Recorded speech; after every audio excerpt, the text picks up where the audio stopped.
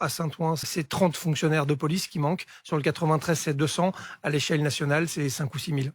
Si on doit occuper le terrain, c'est très coûteux en effectifs. On n'a pas assez d'effectifs. Et je le dis très sincèrement, sur le 93, sur 12 heures de vacation pour un fonctionnaire de police de terrain, c'est 10 heures de servitude. C'est-à-dire qu'il passe d'un point devant une école à une garde d'hôpital, à une surveillance de garde à vue, à une surveillance de lieu de culte. Et en fait, il y a quasiment plus de patrouilles, plus d'initiatives. Parce que malheureusement, à Saint-Ouen, c'est 30 fonctionnaires de police qui manquent. Sur le 93, c'est 200.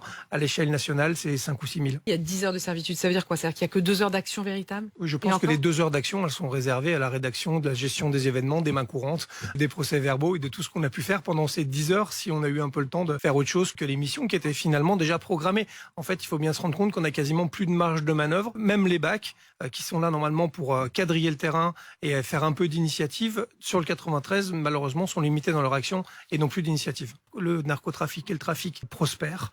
C'est une guerre asymétrique par rapport aux moyens qu'on a, qu'ils soient humains, techniques ou de procédure. Alors, il y a sur fond de PPL, c'est intéressant.